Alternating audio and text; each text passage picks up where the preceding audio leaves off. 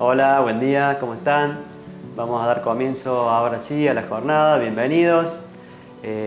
Nosotros hemos denominado Maratón de Hass, hemos organizado 3 jornadas. La primera arrancó con una ganadera, después tuvimos una empresaria. Hoy, de la mano de la Mesa Agrícola, vamos a tener una jornada maíz, manejo eficiente para cada ambiente. Esta jornada va a estar dividida en 2 bloques, pero antes me voy a presentar. Soy Fernando García, soy el coordinador regional y voy a moderar esta jornada. En el caso de que a mí se me corte la comunicación, la señal internet o algo, el moderador suplente es Eduardo Cravero, que es nuestro vocal regional, así que Edu, atento por cualquier eventualidad o cualquier corte. Ahora sí, les voy a contar que esta jornada va a tener 2 bloques. El primer bloque va a estar dividido en 2 charlas. La primera va a estar Raúl Jiménez. Raúl nos va a estar contando las combinaciones y herramientas para entender las brechas productivas. Después, seguido de él, va a estar Pía Bonamico y Guillermo García, ambos responsables de la Mesa de Intercambio Agrícola, que nos van a contar los aprendizajes que venimos teniendo en la región con respecto a maíz. Después de ellos vamos a tener una ronda de preguntas. Después de la ronda de preguntas vamos a tener un recreo de 10 minutos. Después del recreo vamos a tener un testimonial de nuestros miembros CREA y seguido de los testimoniales vamos a ir al tema con Julián Muguerza, que son las bases y herramientas para el manejo de ambientes. Les queremos contar también que esta jornada acredita 4 horas de capacitación a la práctica capacitación del programa de buenas prácticas agropecuarias de la provincia de Córdoba, y antes del recreo les vamos a contar cómo hacen para acreditar estas horas. También queremos agradecer a nuestros auspiciantes que hacen posible la realización de esta jornada. También siempre nos acompañan con todos nuestros ensayos y con toda la investigación que estamos haciendo en la región. Y por supuesto, con mucho gusto, también nos acompañan hoy en esta jornada para hacer público todos los actos que hacemos como región. Estos sponsors son Nidera Semilla, Pioneer, Speed Agro, Salas Hermano, Glencore Acopio, Fedea, Futuro y Opciones, Seminare, Cargill, Agro 2000, Bio 4, Finarbis con su producto YPF, La Barranca, Grupo La Barranca con su producto Action, Tomás, líderes en multiservicios para el agro, ATS, Agro Ucacha, Valla Casal, Intagro, Broker Agrícolas, Banco Galicia, Brevant Semilla, Zona Rural, Cerros, Servicios Agrícolas. Bueno, agradecidos a nuestros sponsors, ahora los voy a dejar viendo y vamos a compartir un videíto CREA que dura aproximadamente 3 minutos. Después de ese video nos volvemos a encontrar. Gracias. Él es Juan. Tiene un problema con su cosecha. Lleva semanas buscando una solución, pero solo no puede avanzar. Allá está José. Periódicamente se reúne en su campo con vecinos y colegas con quienes tiene problemas en común. Lo más valioso es que comparten experiencias. Entre todos consiguen una interacción que logra responder las inquietudes técnicas, empresariales y humanas que surgen a diario. Justo lo que Juan necesita para encontrar una solución al problema de su cosecha. Y eso es lo que hacemos en CREA. Compartimos información, experiencias y conocimiento a partir de necesidades reales. Buscamos crecer haciendo crecer para que a todos les vaya mejor. El antes y el después. Yo no sabía nada de ganadería, no tenía ni idea y empezamos acá y el hecho de la red CREA fue para mí un gran cambio. Para mí las reuniones de CREA son espectaculares, son únicas. Cuando ves que amigos tuyos o gente que te estima, que te quiere, que son amigos, se sientan a ver cómo te ayudan, ¿no? No sé cuánto vale eso. Es honorífico. Pasás a formar parte de una gran familia que te ayuda a tomar mejores decisiones, que te ayuda a pasar momentos difíciles y a salir adelante, te enriquece, donde vos podés a su vez ayudar al otro, te ayuda a buscar la excelencia, te ayuda a ser mejor, incluso te ayuda a ser mejor persona. El trabajar en conjunto o, digamos, con un grupo de otras empresas, digamos, ayuda mucho. El transitar un camino estando acompañado es mucho más fácil, digamos, atravesar las problemáticas, las diferentes dificultades que uno tiene en el día a día. esta actividad está llena de altibajos y creo que transitarla en conjunto siempre es más fácil, siempre se acortan los caminos, ¿no? Yo recomendaría a alguien hacer CREA porque realmente siendo miembro CREA uno ordena la empresa, ordena la casa, ordena todas las cosas dentro de su empresa. Es saber, es hermanarse con un montón de gente que tal vez en tu vida diaria no las hubieses conocido nunca. Estés en tu localidad o estés en cualquier parte del país, vos te encontrás con un miembro CREA y automáticamente lo sentís parte de tu familia. Vivir una crisis dentro del movimiento CREA, ¿no es cierto? Uno se siente mucho más respaldado, más seguro. Y la verdad que ahora pertenecer me llena de orgullo y me emociona, digamos. Más de 60 años de experiencia al servicio de los productores. Conocimiento para mejorar el desempeño empresarial y personal de nuestros miembros.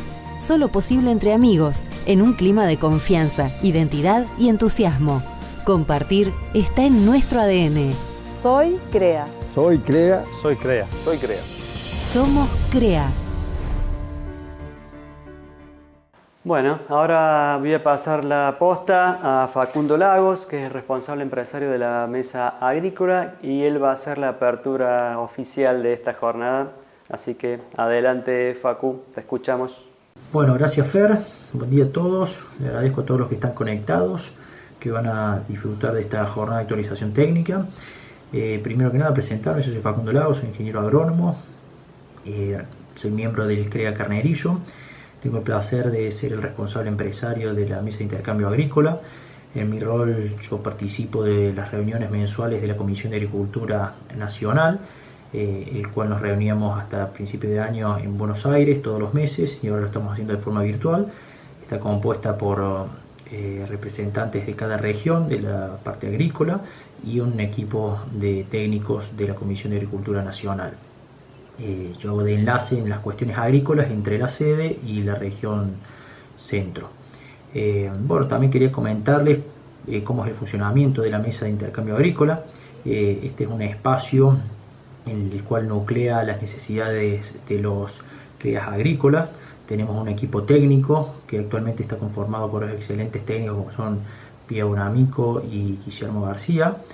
Y tenemos líneas de acción que las generan los mismos miembros CREA y está conformada por todos los miembros que quieran participar una vez al mes en estas reuniones que realizamos, que invitamos a que cada vez se sumen más. Creemos que es muy importante la gran variedad y cantidad de miembros que participen, que eso hace enriquecedor este espacio de intercambio. Como acciones de la mesa, nosotros realizamos ciertas actividades de jornadas a campo, jornadas de actualización técnica como son estas. También realizamos ensayos, que agradezco a todos los semilleros que siempre nos acompañan. Y bueno, la idea de esta mesa y su fin es generar mucha información, analizarla y generar investigaciones para brindarle a los miembros y a los productores de la región herramientas para lograr que cada vez los sistemas sean más eficientes, sean cada vez más sustentables y cada vez se puedan hacer las cosas mejor. Estamos muy en sintonía con el programa de buenas prácticas agrícolas, por lo tanto esta jornada va a sumar horas en la parte de capacitación de las buenas prácticas agrícolas y consideramos y estamos convencidos de que hacer bien las cosas realmente tiene un triple impacto, tanto en lo económico, en lo social como en lo ambiental. Por último, quiero agradecerles a todos los sponsors que apoyaron y lograron que esta jornada se pueda llegar adelante. Y bueno, y los dejo que puedan empezar a disfrutar esta jornada y que sea muy productiva para todos. Lo que pasa en York, Nebraska, también pasa en Río Cuarto, Córdoba. En estos ambientes homogéneos, nuestros híbridos se expresan con la misma estabilidad y nuestros productores encuentran soluciones locales de clase mundial. Pioneer, hecho para crecer. Vamos, gracias Facu, entonces, muy buena tu presentación. Ahora vamos a pasar a la primera charla de la jornada. La charla va a estar de la mano de Raúl Jiménez. Raúl Jiménez nos va a contar la combinación de herramientas para entender las brechas productivas. Después de Raúl vamos a tener un espacio de intercambio con los técnicos de la mesa, con Pía Bonamico y con Guillermo García. Cuando terminen ellos vamos a tener un espacio de preguntas. El espacio de preguntas va a estar coordinado o moderado por 2 asesores de la mesa de asesores de Región Centro, Malcolm Ascurra y el ingeniero Cristian Cazorno. Ellos van a estar recibiendo las preguntas que ustedes pueden ir haciendo en tiempo real, mientras va charlando, mientras va conversando Raúl, Pía o Guillermo. Si ustedes mueven para abajo la pantalla, van a encontrar debajo de la parte inferior de la pantalla un espacio donde pueden realizar las preguntas. Esas preguntas les va a estar llegando a los asesores y después ellos se las van a formular al final de las charlas en el espacio de preguntas. Así que bueno, Raúl Jiménez es ingeniero agrónomo, es director en Ciencias Agropecuarias de la Universidad Nacional de Buenos Aires, es magíster de la UBA, es especialista en teledetección y sistemas de información geográficas aplicados al estudio de recursos naturales y producción agropecuaria, es investigador asistente de CONICET, es jefe de trabajos prácticos de dedicación exclusiva con carácter interino del Departamento de Geología de la Facultad de Ciencias Físicas y Matemáticas y Naturales de la Universidad Nacional de San Luis. Ha escrito capítulos o partes de libros de producción científica y ha participado en congresos y realizado actividades de extensión en ámbitos agropecuarios. Así que Raúl, echa tu introducción. Adelante, por favor. Bueno, muy buenos días a todos. Mi nombre es Raúl Jiménez. Muchas gracias, Fernando, por la presentación. El título de la charla que les vengo a presentar es Combinando herramientas para entender las brechas productivas de maíz en la región centro. Y bueno, es una presentación que preparamos junto a Jorge Merjau para tratar de caracterizar el potencial productivo del maíz en la región centro y tratar de entender qué factores de manejo y ambientales están detrás o que condicionan la expresión de este potencial o no. Bueno, como hoja de ruta, esta presentación la voy a dividir en 3 partes. Una primera parte donde voy a presentar brevemente la región de estudio y la base de datos que vamos a analizar, y donde vamos a hacer especial hincapié en las variables de manejo y ambientales que vamos a estudiar, que como variables ambientales tenemos a la zona y a la influencia de la napa freática, y de manejo tenemos a los factores que son fecha de siembra, densidad y aplicación de nitrógeno.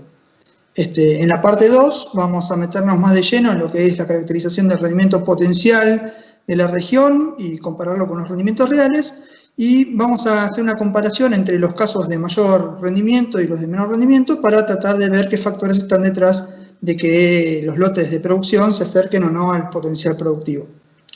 Por último, en la parte 3 vamos a analizar algunos casos georreferenciados de esta base de datos que nos permitirán hacer algunos análisis complementarios y que nos van a permitir explorar algunas cositas que no se pueden sacar directamente de la base de datos completa.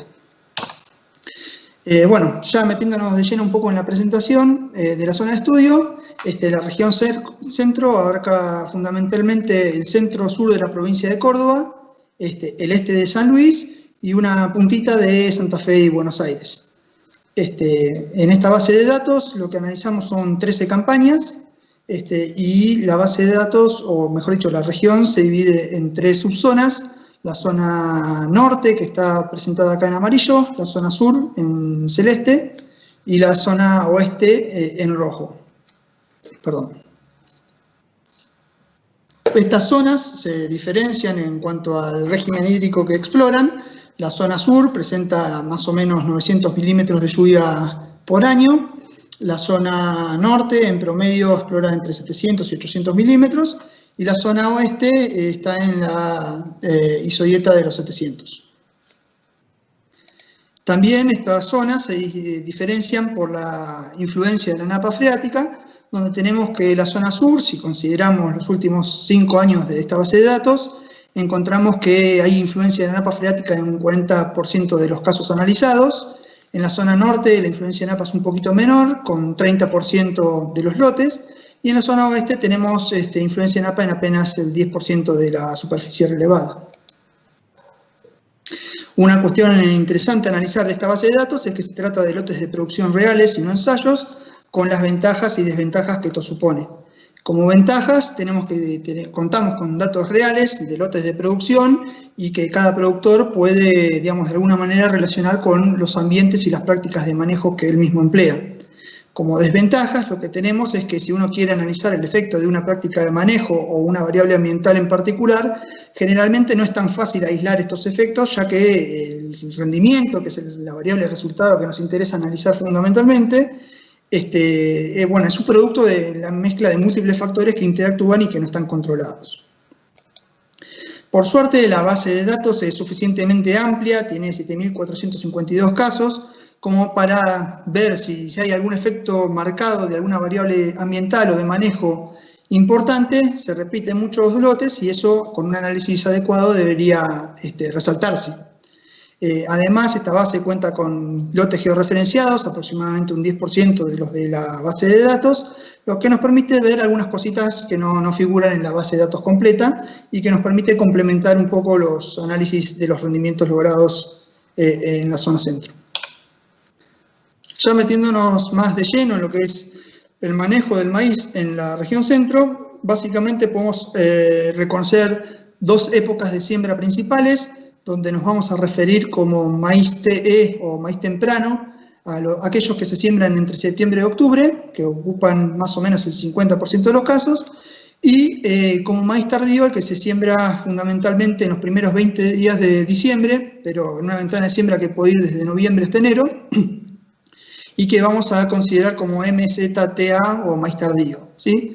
También hay una proporción menor de casos de maíz de segunda que se siembran después de trigo, que más o menos se solapa en la ventana de siembra del maíz tardío, sí.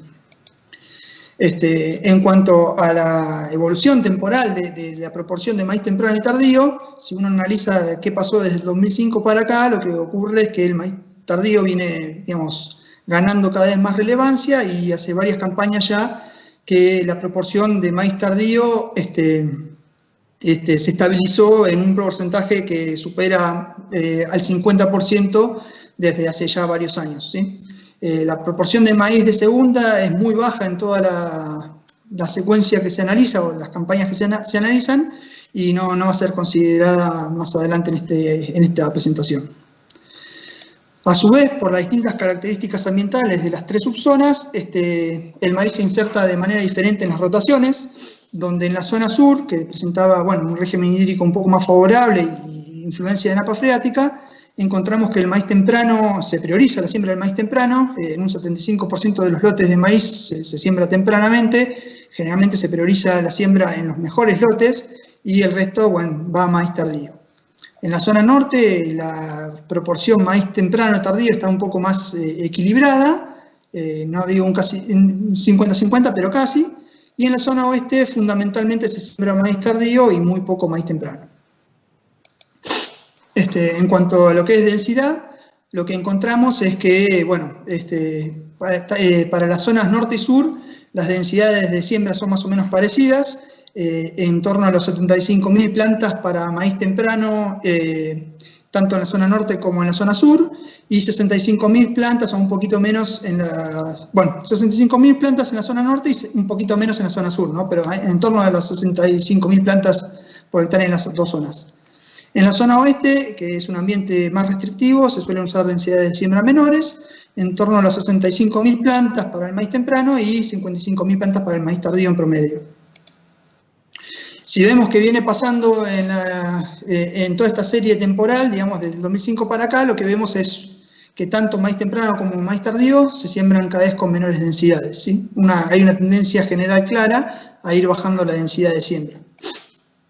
En cuanto a lo que es la fertilización, y en este caso la fertilización nitrogenada, para maíz temprano lo que encontramos es que la zona norte y sur más o menos aplican la misma dosis de nitrógeno, en torno a los 70 kilos de nitrógeno promedio, y la zona oeste, que de nuevo es un ambiente más restrictivo, con menor seguridad hídrica, sobre todo en el caso del maíz temprano, se aplican dosis menores en torno a los 50 kilogramos de nitrógeno. En lo que hace al maíz tardío, lo que encontramos es que la zona norte claramente es la que aplica más nitrógeno, 50 kilos de nitrógeno por hectárea. La zona oeste, donde se hace mucho maíz tardío, aplica dosis intermedias, en torno a los 40 kilos, y la zona sur es la que menos aplica, con 30 kilogramos de nitrógeno por hectárea, aunque uno no esperaría mucha diferencia potencial entre las zonas norte y sur, ¿sí? O sea, aún con potenciales similares, o al menos similares, o pueden ser mayores en la zona sur emplea dosis de nitrógeno muchísimo menores que la zona norte.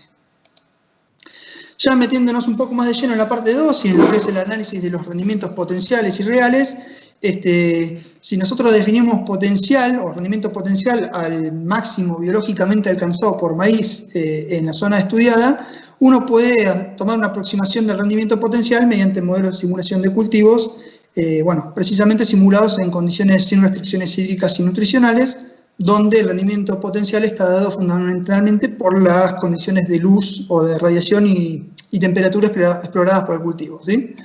Entonces, utilizando este modelo de simulación, uno puede establecer un rendimiento potencial de más o menos 15 toneladas para el maíz, para un rango amplio de fechas de siembra, que van desde principios de septiembre hasta mediados de diciembre, y después ya con las fechas de fines de diciembre en adelante, el potencial se viene a pique, ¿sí?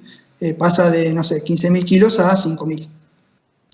Este rendimiento potencial, lógicamente, tiene una variabilidad interanual, dada por las distintas condiciones de radiación y temperatura, pero uno podría tomar como un valor mediano o promedio de 15 toneladas, ¿sí? Para este rango amplio de fecha de siembra. Si miramos qué pasa con los rendimientos reales, lo que vemos es que, el maíz temprano, que está representado acá con el color naranja claro, los máximos rendimientos que se exploran en condiciones de campo están muy cerca del potencial simulado, ¿sí? ¿Qué pasa con el maíz tardío, que está representado acá en colores rojos? Lo que vemos es que los máximos rendimientos alcanzados por el maíz tardío están un poquito lejos del potencial simulado. Si nosotros delimitamos los máximos rendimientos alcanzados a nivel de lote y presentados en la base de datos, lo que vemos efectivamente es que los casos de maíz temprano están alcanzando los rendimientos potenciales simulados por el modelo de simulación DISAT, pero los casos de maíz tardío presentan una brecha o un diferencial de rendimiento respecto al simulado de 2.500 kilos aproximadamente.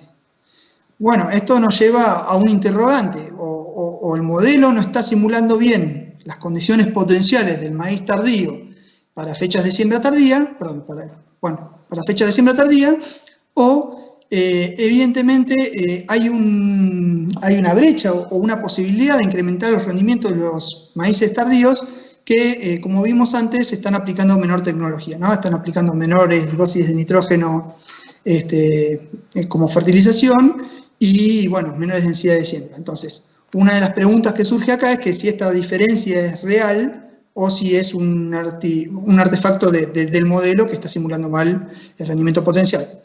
Con las fechas posteriores a lo que es fines de diciembre, se ve que se cae el rendimiento potencial, tanto lo simulado como lo real, y entonces la gran discrepancia acá está en lo que son las fechas de noviembre y diciembre fundamentalmente. Entonces, para analizar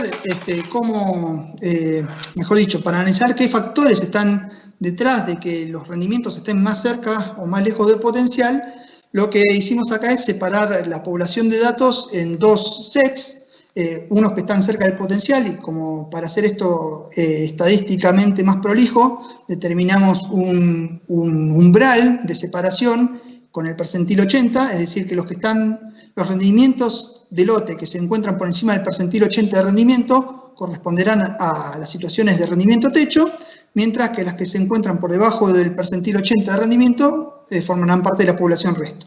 Hicimos esto tanto para maíz temprano como para maíz tardío, donde decidimos ese percentil 80 o umbral de separación como 10.000 kilos de maíz para el maíz temprano o 9.000 kilos para el maíz tardío, ¿sí? Entonces, situaciones que están por encima de los 10.000 kilos en maíz temprano serán rendimiento techo, situaciones que están por encima de los 9.000 kilos en maíz tardío serán rendimiento techo de maíz tardío, ¿sí? Y por debajo de esos umbrales serán el resto. Entonces, ya pasando a analizar estas diferencias entre rendimientos techo y resto, ¿sí? Por encima y por debajo del percentil 80 en el caso del maíz temprano, lo que tenemos, o por lo menos lo primero que vamos a evaluar es el efecto zona, ¿sí? tenemos que en el resto, o en el grueso de la población, tenemos que los casos se distribuyen en un 64% en la zona norte, un 28% en la zona sur y el resto en la zona oeste.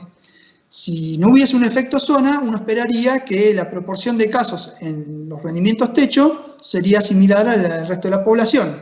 Sin embargo, lo que vemos es que la proporción de casos en la zona sur aumenta en el caso de los rendimientos techo o los lotes que exploran los rendimientos más cercanos al potencial, lo que estaría indicando es que hay más probabilidad de que se exploren rendimientos cercanos al potencial en la zona sur que en el resto de las zonas. Análogamente, si hacemos lo mismo con el efecto de la napa freática, lo que vemos es que la proporción de casos con napa freática que se encuentra en los rendimientos techo es mayor que la que se encuentra en el resto. Dicho de otra manera, es más probable que situaciones que están explorando ambientes con influencia de napa expresen rendimientos más cercanos al potencial que el resto de la población. En cuanto a lo que es el efecto de los factores de manejo, en este caso la densidad, vemos que resto y techo tienen las mismas densidades promedio. Por lo pronto, digamos, no habría un efecto muy marcado de la densidad de siembra en lo que hace a si un si un lote tiene más probabilidades de formar parte de la población techo o resto. En cuanto a lo que es el efecto de la fertilización nitrogenada, claramente vemos que los mejores rendimientos o los rendimientos techo en general o en promedio fertilizan más que el resto de la población. En promedio fertilizan 20 kilos más que el resto de la población. Lo mismo para maíz tardío. Si analizamos el efecto zona, lo que vemos es que la proporción de casos que exploran los rendimientos techo es mayor en la zona norte que en el resto. En la zona norte que en el techo que en el resto. Lo que quiere decir esto es que es más probable encontrar situaciones de muy alto rendimiento en la zona norte que en el resto de la zona, ¿sí? A diferencia de lo que era para maíz temprano, que era la zona sur, en este caso la zona norte. Recordemos que la zona norte era la que en promedio empleaba más fertilización para lo que es el maíz tardío y también densidades un poco mayores. En lo que hace el efecto de la napa freática, vemos que la misma proporción se mantiene para los casos resto y techo, lo que indicaría que la napa freática no tiene mayor efecto en determinar si los maíces tardíos exploran situaciones cercanas o lejanas al potencial de rendimiento. La densidad, nuevamente, si bien tiene mucha variabilidad, no tiene un efecto marcado en determinar si los lotes van a rendir cerca del potencial o no. Y de nuevo, el efecto fertilización se manifiesta como una diferencia de fertilización en las situaciones de techo y resto. Es decir, que las situaciones que exploran los mejores potenciales, o mejor, los rendimientos más cercanos al potencial, normalmente fertilizan un poco más que las del resto de la población. Ahora, si analizamos solamente los casos de la población techo, es decir, las mejores situaciones, y exploramos los factores de manejo que estamos analizando, que son básicamente fertilización y densidad, lo que vemos es que en densidad, por ejemplo, hay una respuesta creciente donde se puede llegar a explorar rendimientos cercanos al potencial con densidades cada vez mayores, en torno a los 80.000 plantas por hectárea. Esta figura está mal. Pero bueno, básicamente lo que nos dice es que si no sembramos 80.000 plantas por hectárea, o si sembramos menos de 80.000 plantas por hectárea, probablemente no logremos expresar ese potencial de 15.000 kilos que habíamos establecido para el maíz temprano. De la misma manera, y digamos, para lo que es la aplicación de fertilizante nitrogenado, se ve una respuesta creciente donde a mayores dosis de fertilizante aplicado contamos con más probabilidad de estar explorando el rendimiento potencial de 15 toneladas y donde más o menos una dosis de 100 kilos por hectárea sería lo recomendable como mínimo para aplicar para explorar al máximo el potencial del ambiente. En maíz tardío las respuestas son bastante menos consistentes y bueno, más difusas, donde en general los techos de rendimiento o los cercanos al potencial, y fíjense que en este caso estamos hablando del rendimiento potencial de 12.500, 13.000 kilos, se logra con un amplio rango de densidades de siembra. Entonces la densidad de siembra no sería tan determinante en este caso de de explorar los rendimientos potenciales. Y en el caso de la fertilización nitrogenada, lo que se ve es que si bien se ve una respuesta creciente a la fertilización y una mayor probabilidad de lograr rendimientos cercanos al potencial con aplicaciones de nitrógeno mayores, la respuesta es mucho menos consistente o menos robusta que la que se ve en maíces tempranos. Básicamente lo que está diciendo esto es que hay una respuesta a la fertilización nitrogenada, pero digamos, la variabilidad con la que parten los lotes en situaciones de maíz tardío es mayor que la de maíz temprano y por lo tanto la respuesta a la aplicación de nutrientes es un poco más variable también. ¿Sí? Acá hay distintas tasas de mineralización y mobilización previas que estarían determinando que el N aplicado no fuera una variable tan fuerte para determinar la provisión de nitrógeno total. Del mismo modo, digamos, uno esperaría que en los maíces tardíos el nitrógeno total, considerando no solamente el nitrógeno aplicado, sino también el del suelo, sea un poco mayor, el del suelo, entonces tendería a equilibrar un poco las escalas de estos dos gráficos, entonces más o menos a la misma disponibilidad de nitrógeno que se ve en el maíz tardío y el temprano, explorado en estos dos ejes, lo que vemos es que el maíz tardío alcanza rendimientos máximos de 13.000 kilos y el temprano de 15.000. Esto daría la pauta que a una misma dosis de nitrógeno total, digamos, no dosis, sino cantidad de nitrógeno total, el maíz tardío está, digamos, explorando menores rendimientos máximos y lo que sugeriría que el rendimiento potencial del maíz tardío efectivamente es menor que el del maíz temprano. Entonces, como para cerrar esta parte del análisis de percentiles y como unas conclusiones muy breves de esta parte, tenemos que el rendimiento potencial del maíz temprano podemos situarlo en torno a los 15 toneladas por hectárea, el del maíz tardío en 12,5 toneladas por hectárea, y los rendimientos techo para las dos situaciones son de mayores a 10 toneladas para el maíz temprano y mayores a 9 toneladas para el maíz tardío. Esto nos daría la pauta de que si uno toma como buenos rendimientos aquellos que se ubican por encima del percentil 80, es una referencia como poder decir, bueno, si yo tengo rendimientos mayores a 10 toneladas, estoy muy bien parado en el caso de maíz temprano, y si tengo mayores a 9 toneladas en maíz tardío, quiere decir que estoy haciendo las cosas muy bien.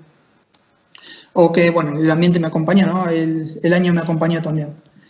En cuanto a los factores asociados a que estos rendimientos alcancen o se acerquen más o menos al rendimiento potencial, lo que tenemos es que para el maíz temprano ayuda mucho en la zona sur, digamos, es decir que la zona sur tiene más probabilidad de explorar altos rendimientos en maíz temprano.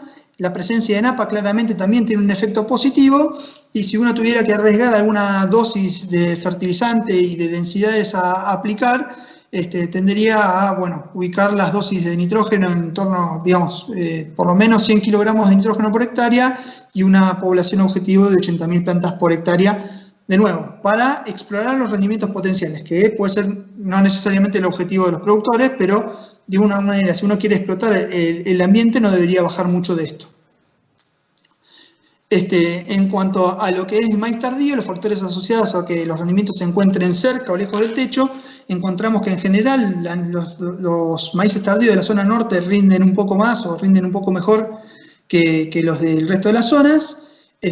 Bueno, la napa freática en este caso no tiene efecto significativo, y con una sugerencia de aplicaciones de nitrógeno, bueno, encontramos que por ahí una dosis de 80 kilogramos de nitrógeno por hectárea puede ser recomendable, considerando, bueno, lo que se aplica en maíz temprano y lo que puede llegar a hacer el aporte adicional del nitrógeno en el suelo del maíz tardío.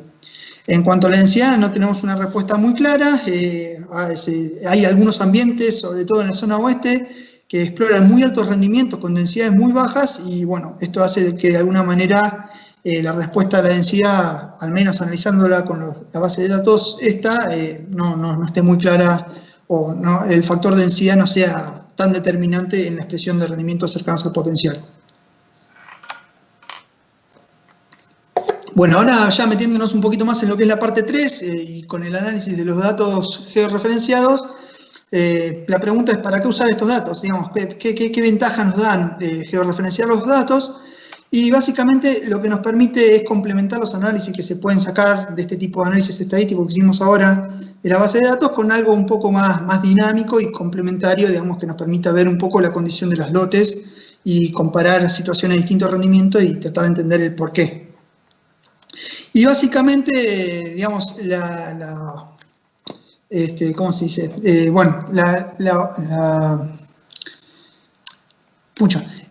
la ocurrencia de datos georreferenciados lo que nos permite es entender, o mejor dicho, utilizar el índice de vegetación NDVI para entender cómo fue creciendo el cultivo en situaciones diferentes de rendimiento.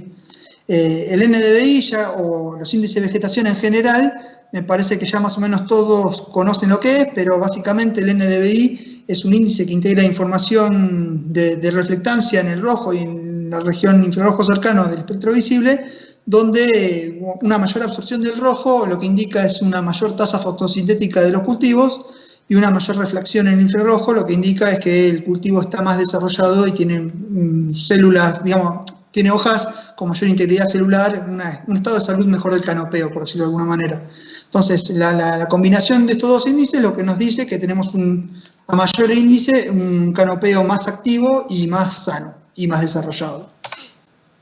Y bueno, un montón de variables surgen de estos índices y se sacan, digamos, o se estiman a partir de estos índices, entre ellos el grado de cobertura foliar, el índice de área foliar, la eficiencia de captación de la luz, la radiación interceptada, si se tienen datos climáticos de radiación, y otros parámetros como puede ser la biomasa de los cultivos o el rendimiento, ¿sí? Para estas cuestiones de biomasa y rendimiento se necesita información adicional, como por ejemplo datos climáticos que den la pauta de radiación incidente y bueno, algunos parámetros cultivos como la eficiencia del uso de la radiación y el índice de cosecha. Es decir que podemos establecer relaciones más o menos lineales con lo que es cobertura, pero para cuestiones un poquito más sofisticadas necesitamos más información, ¿sí? Y básicamente el NDVI, o fundamentalmente en esta fórmula que se utiliza mucho en ecofisiología, el NDVI tiene relación muy directa con lo que es la eficiencia de intercepción, ¿sí? En este caso, por ejemplo, mostramos una zona cercana a la Goulash, donde se ven lotes con distinta condición de vegetación interpretada por el NDVI, en esta escala de colores, y donde muchas veces estamos habituados a estas imágenes para lo que es la caracterización de ambientes, ¿no? O para lo que es delimitación de ambientes para agricultura de precisión.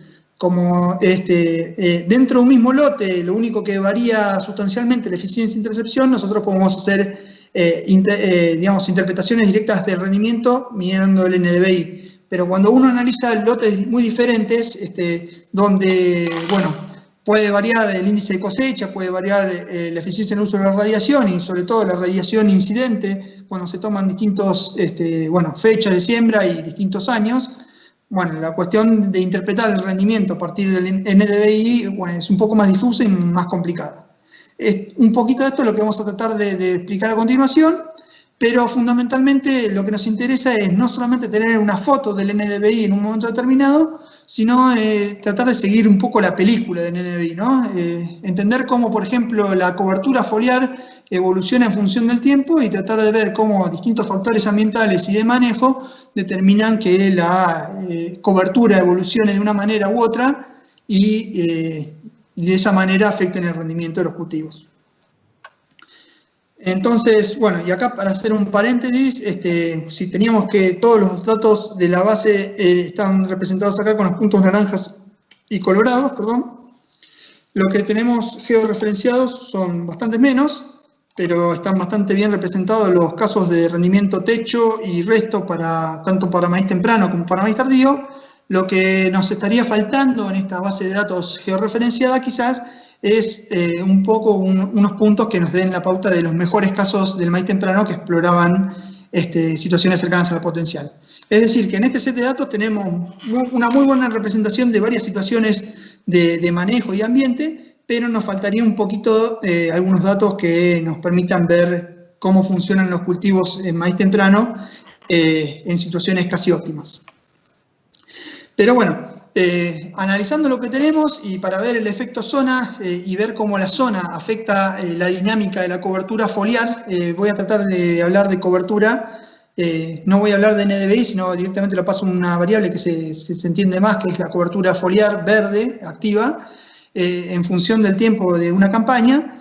Y bueno, básicamente lo que tenemos es que las zonas norte y sur muestran una dinámica de expansión y desarrollo foliar muy similar entre sí, con un barbecho claramente limpio que, bueno, finaliza a mediados de octubre y con el desarrollo del cultivo, bueno, presenta una curva esperable de desarrollo de foliar que es similar de nuevo en las zonas norte y sur y alcanzando los valores de cobertura máxima más o menos similares, pero en el caso del oeste se ve que le cuesta mucho arrancar desde el principio, o sea, ya la zona oeste está bastante más restringida hídricamente y lo que se ve es que los maíces tempranos les cuesta muchísimo arrancar, alcanzan niveles de cobertura máxima muy bajos y recién en la fase de senescencia se diría que se acoplan a las otras curvas. Estas diferencias digamos, condicen con lo que se ve en el rendimiento de estos casos, y perdón, no lo aclaré, pero acá se dice, bueno, las curvas en color son norte, sur, oeste por el color, pero entre paréntesis figura el número de lotes de donde salen cada una de estas curvas, ¿sí? Este es el promedio, en el caso del azul, de 74 lotes, de la amarilla de 122 lotes y de la roja de 15 lotes. Pero bueno, básicamente estos mismos lotes son los que se usan acá para ver cómo cambia el rendimiento en función de las zonas, y lo que se ve que en estas zonas que no cambia la cobertura entre norte y sur, se ve que el rendimiento tampoco se ve afectado, o mejor dicho, mantiene el mismo rendimiento en las zonas norte y sur, y en esta que claramente se ve afectada la cobertura, el rendimiento en la zona oeste es mucho menor. En cuanto al maíz tardío, lo que vemos es que en general, un poco más, si bien la oeste alcanza niveles de cobertura máximo más bajos, son bastante menores las diferencias entre las tres zonas, y eso de alguna manera se condice con lo que se ve en rendimiento, donde la zona norte, que exploraba los mayores rendimientos y los mayores valores de cobertura, efectivamente exploran los mayores rendimientos en este set de datos también reducido. La zona sur, vemos que presenta niveles de cobertura y de rendimiento intermedios, y la zona oeste claramente presenta rendimientos inferiores, aunque no tan inferiores como se veía en el caso de los maíces tempranos, ¿sí?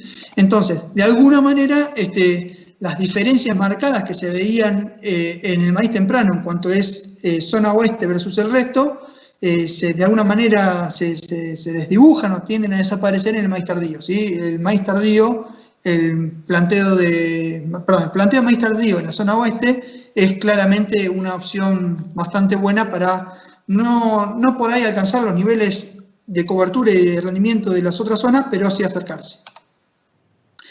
Veamos el efecto de la napa, ¿sí? Partimos de un barbecho limpio donde no se ve ninguna dinámica de área foliar importante o movimiento de área foliar importante hasta, bueno, de nuevo, mediados de octubre en el maíz temprano, y después el canopio empieza a la napa freática, permite un mayor desarrollo de área foliar y un mayor mantenimiento del área foliar durante el llenado del grano, y en cambio en las situaciones sin napa lo que se ve es un agotamiento de la disponibilidad hídrica que se traduce en una caída más abrupta del área foliar y una menor duración del área foliar.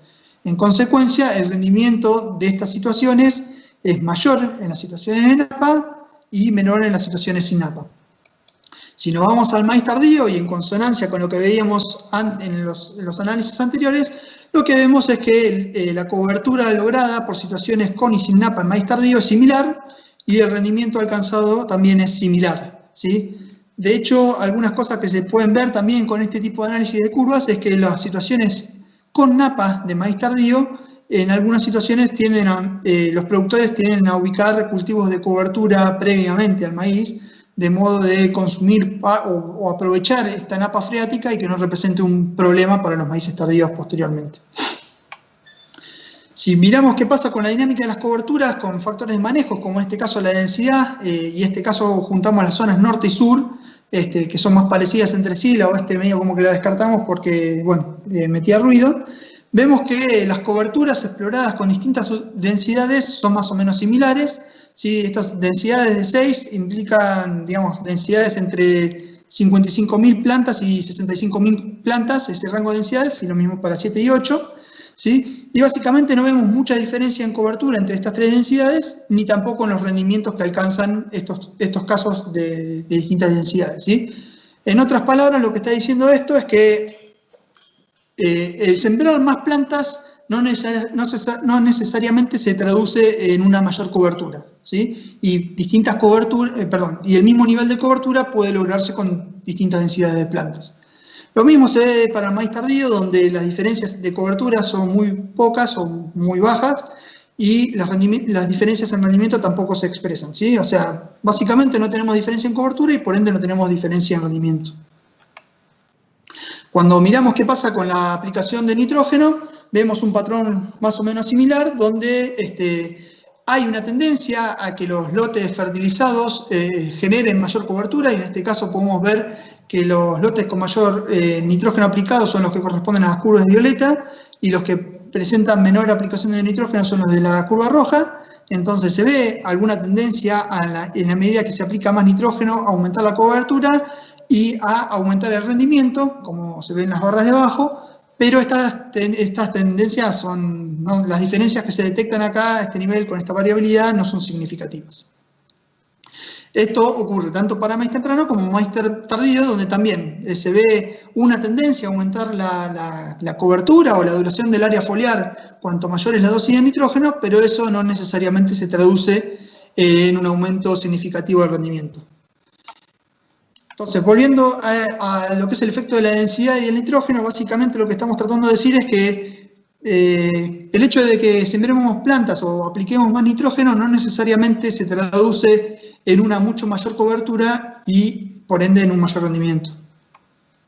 Bueno, por último, para ir cerrando, vamos a comparar lo que es las coberturas de maíz temprano y maíz tardío, ¿sí?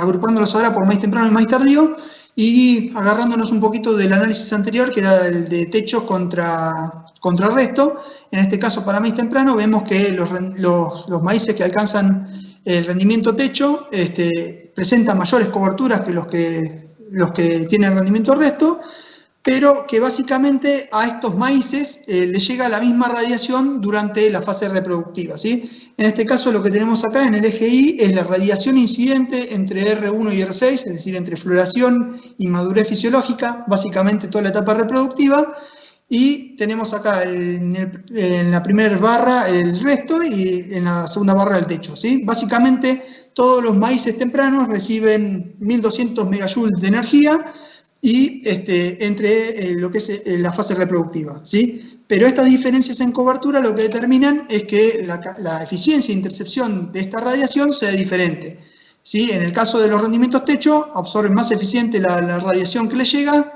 aproximadamente o en promedio un 70% de la radiación que les llega durante el llenado la absorben, mientras que el resto la absorben en un 60%, ¿sí? Si analizamos qué pasa con los de maíz tardío, lo que vemos es que a pesar de que generalmente se siembran con menor densidad y con menor dosis de nitrógeno, estos maíces tardíos tienden a generar una área foliar más grande, ¿sí? Si bien dura un poquito menos, es más estrecha la curva, y que estas diferencias entre techo y resto se mantienen, donde de repente la radiación incidente para el maíz tardío, en este caso es un poco más baja que para el maíz temprano, aproximadamente 1100 megajoules, y que estas diferencias en cobertura nuevamente se expresan en que 70% de la radiación que le llega al maíz tardío se absorba en el caso de los rendimientos techo, mientras que en el resto solamente puedan absorber el 60% o alcanzar una eficiencia de intercepción del 60%, ¿sí? Entonces, esto por un lado nos dice que la eficiencia de intercepción de maíz temprano y tardío, más allá de las diferencias de nuevo en fertilización y en densidad, son similares, pero que de alguna manera la radiación incidente estaría explicando un poco las diferencias en potencial, ¿sí? Básicamente tienen la misma capacidad de interceptar la radiación, pero el maíz temprano explora ambientes de mayor radiación. Bien, entonces estas barras que están rayadas acá lo que representan es la radiación interceptada, ¿sí? Estos valores de alguna manera nos permiten ponerle números a estos gráficos de cobertura que venimos viendo, y donde podemos encontrar, por ejemplo, que si uno relaciona el rendimiento del maíz, tanto para temprano como tardío, con la radiación interceptada, ¿sí? Estas barritas rayadas entre R1 y R6, encuentra una relación muy linda que explica el rendimiento, ¿sí? Básicamente la radiación que interceptan los cultivos en la fase reproductiva explica gran parte de la variabilidad en el rendimiento de los maíces explorados en esta base de datos. ¿sí? Con modelos lineales que presentan bastantes similitudes tanto para el maíz temprano como para el maíz tardío. Una cuestión interesante de acá es que también uno puede ver, bueno, hasta dónde podría llevar la eficiencia de estos sistemas, ¿sí? A estos maíces tardíos que están recibiendo 1100 megajoules de energía, si uno hiciera las cosas muy bien y el ambiente acompañara, podría llevar la eficiencia de intercepción al 100%, y en este caso lo que ocurriría es que estaríamos en este eje de radiación interceptada explorando situaciones de 1100 megajoules, por decir algo, ¿sí? Que es el máximo de radiación incidente. Si ocurriese eso, entonces lo que ocurriría, y por extrapolación de este modelo, es que con 1100 megajoules de radiación interceptada, que correspondería a una cobertura del 100%, lo que lograríamos es un rendimiento de 12.500 kilos, lo que condice con el potencial que habíamos establecido para el maíz tardío.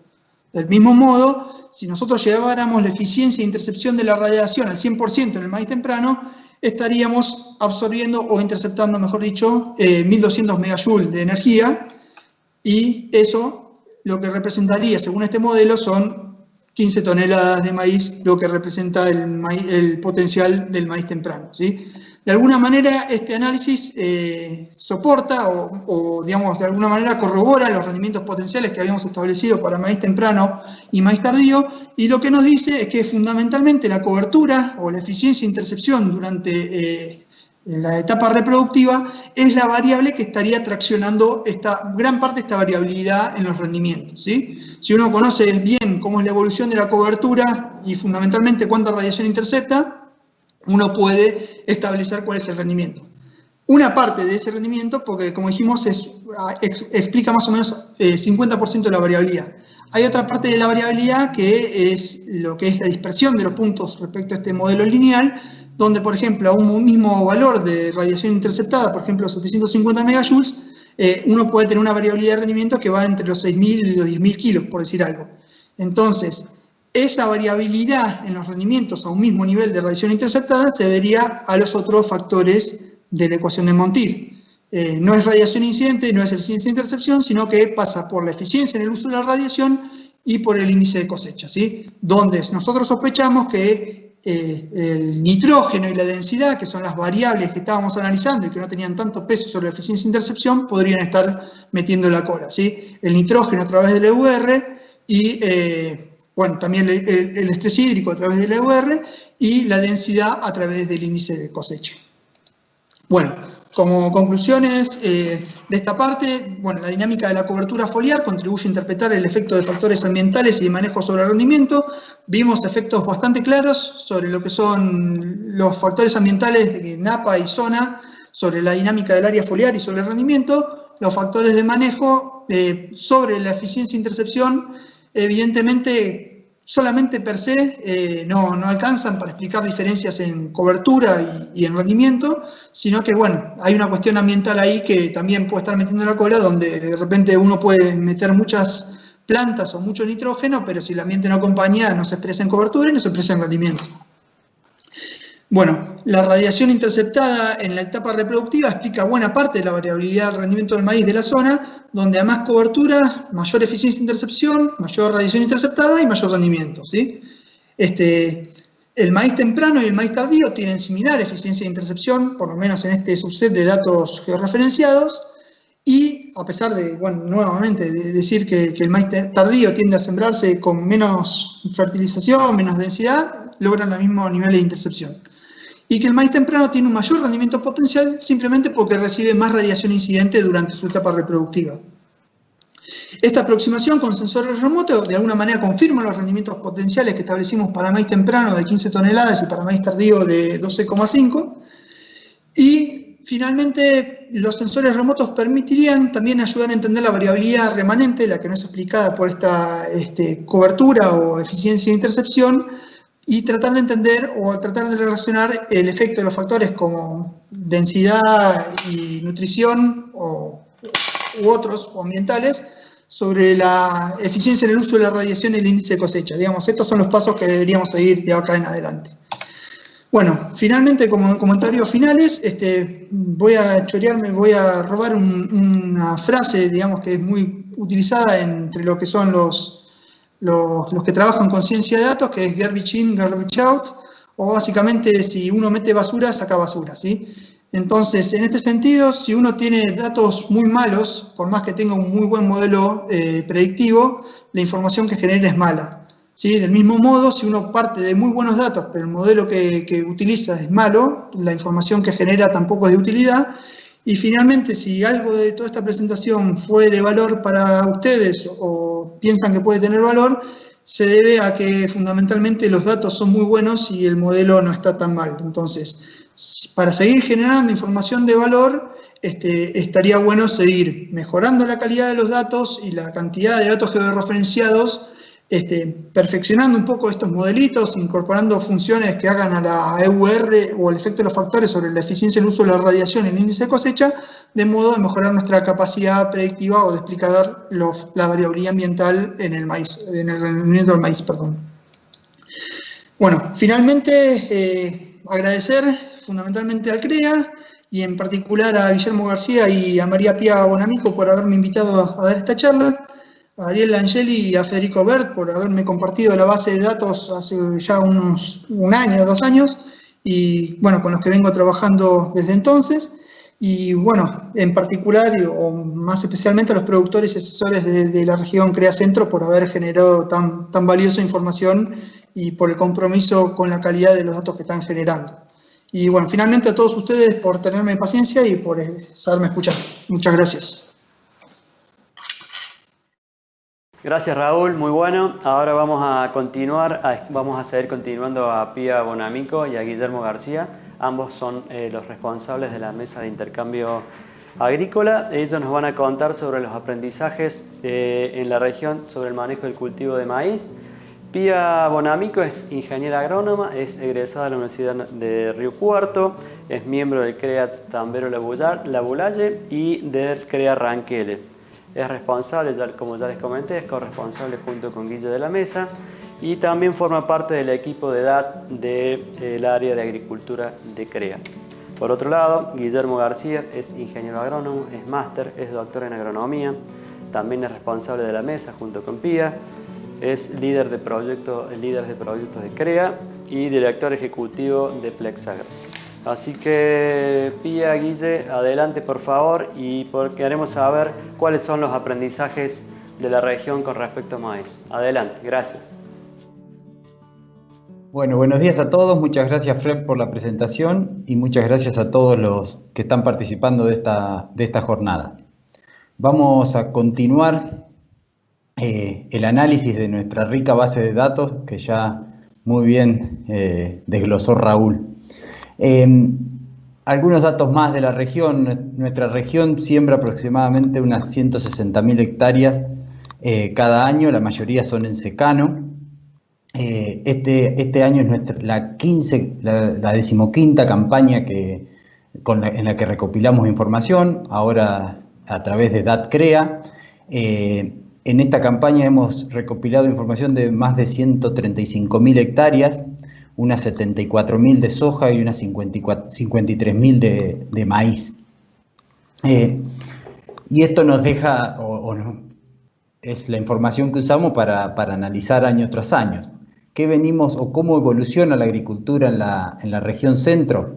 En este gráfico podemos ver la proporción de distintos cultivos, principalmente en verde soja, en naranja maíz y en amarillo, en verde claro trigo. Y vemos que en la región centro, en las últimas campañas, la proporción de maíz ha alcanzado casi un 40% de la superficie física, el resto es principalmente soja, y se ha incrementado la proporción de cultivos de invierno, ya sea trigo u otros cultivos de servicios, llegando a ocupar 1.2, daría cuenta de una intensificación del 20%, más o menos. En nuestros sistemas agrícolas, con cultivos principalmente estivales, y teniendo en cuenta que nuestros suelos son ávidos de carbono, el cultivo de maíz juega un rol clave, ¿no? Y es el cultivo en el cual nos focalizamos en esta jornada. Decimos a veces que el cultivo de maíz son varios cultivos en realidad, y simplemente refresco la figura que ya mostró Raúl, donde vemos la proporción de maíz o de distintas formas o distintos sistemas de maíz. Vemos cómo ha evolucionado la proporción de maíz temprano, que sería el naranja claro, que ha tendido a bajar y se ha estabilizado hace ya unas 7 u 8 campañas. En detrimento, el que ha incrementado es la proporción de maíz tardío, y el maíz de segunda, realizado principalmente sobre cultivos de trigo, tiene una participación de más o menos el 10%. El resto es más o menos un 60-40 maíz tardío, maíz temprano. Estos cultivos se hacen en distintas calidad ambiental, por eso decimos que el maíz está explorando todos los ambientes de la región y se está haciendo de diferentes maneras. El maíz tardío explora mayor variabilidad ambiental, ambientes de alto, medio, bajo potencial. El maíz temprano ha tendido a focalizarse principalmente en los ambientes promedio o de muy buen potencial. Bien, ¿cómo fue la última campaña? Primero miremos un poco las precipitaciones. Aquí les voy a mostrar una serie de gráficos donde vemos las anomalías de precipitaciones, es decir, precipitaciones por debajo, por encima o similares a las normales históricas para la región. Vemos que el trimestre agosto, septiembre, octubre tuvo precipitaciones entre 100 y 300 milímetros por debajo de lo normal, es decir, tuvimos una primavera bastante seca con muy poca recarga. Luego, en el trimestre noviembre, diciembre, enero, cuando ocurre el periodo crítico del maíz temprano, las precipitaciones fueron bastante mejores o buenas en algunos casos. Tuvimos zonas que estuvieron como normal o levemente por encima del normal. El oeste de la región siguió estando seco. Y finalmente, en el trimestre febrero, marzo, abril, las precipitaciones aumentaron un poco más, tuvimos por encima, hubo zonas con precipitaciones claramente por encima de lo normal, y regiones del oeste donde igualmente faltó agua. Cuando esto lo traducimos en rendimiento, y aquí vuelvo a destacar la importancia de los lotes georreferenciados, año tras año vamos aumentando la cantidad de lotes georreferenciados. En la última campaña tuvimos el 45% de los lotes georreferenciados, y con eso podemos hacer mapas de este tipo, y aquí le agradecemos a Matías Campo que nos ayudó en la confección de estos mapas. Vemos cómo fue el rendimiento de maíz temprano, con muy buenos rendimientos de maíz en el núcleo sur y en el núcleo norte, menos en el núcleo oeste, igualmente la proporción es muy baja. El maíz tardío también tuvo buenos rendimientos en el norte y en el sur de la región, y fue variable el resultado en el núcleo oeste, con lugares donde este cultivo se vio bastante afectado, y algo parecido ocurre con la soja, con peores condiciones en el núcleo oeste y muy buenos resultados en el resto de la región. Bien, miremos un poco la historia de la evolución de los rendimientos en la región, de los rendimientos tanto de maíz temprano como maíz tardío. En estos box plots podemos ver las cajas que representan el 50% de los casos, y tenemos los bigotes que nos muestran los pisos y los techos de maíz. Vemos que en líneas generales el maíz temprano, que son las cajas naranjas claros, siempre tienen mejores rendimientos o han tenido mejores rendimientos promedios que maíz tardío, tendencia que se ha ido acercando, ¿no? con maíz tardío con menor variabilidad, cajas más chicas. De hecho, luego de una muy mala campaña como para maíz temprano, como fue la 2011, la adopción o la superficie destinada a maíz tardío se incrementó notablemente, y siempre se tenía como el cultivo más estable, pero pueden aparecer cines negros como ocurrió en la 17-18, donde el rendimiento del maíz tardío se vio notablemente afectado, ¿no?